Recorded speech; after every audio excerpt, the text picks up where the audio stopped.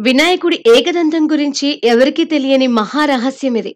అసలు ఆయనకు ఒకటే దంతం ఎందుకుంటుంది అనేది ఎవరికీ అంతగా తెలియదు. వినాయకుడి మొహం ఏనుగులా ఉంటుందని, పెద్ద పెద్ద చెవులతో పాటు తొండం, విరిగిన ఓ దంతం కూడా ఉంటుందని మనందరికీ తెలిసిన విషయమే. కానీ ఆ దంతం విరిగిపోవడానికి కారణమేంటి? అదెక్కడ విరిగిపోయింది? అని చాలా మందికి తెలియదు. ఛత్తీస్‌గఢ్ దంతెవాడ నుంచి 30 కిలోమీటర్ల దూరంలో డోల్కాల్ పర్వతాలు ఉన్నాయి. అవి డోలు ఆకృతిలో ఉండటం వల్ల వాటికి ఆ పేరు వచ్చింది.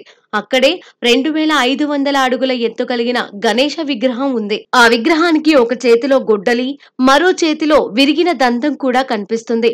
కింది భాగం కుడి చేతిలో రుద్రాక్షమాల, మరో చేతిలో మోదకాలు ఉంటాయి. ఈ వినాయకుడినే డోల్కాల్ గణేశుడు అని కూడా పిలుస్తూ ఉంటారు. ఒక పౌరాణిక చరిత్ర ప్రకారం ఒకసారి నందిరాజ్ డోల్కాల్ శిఖరంపై ఉన్న శివుడిని కలిసేందుకు పరశురాముడు వచ్చాడట.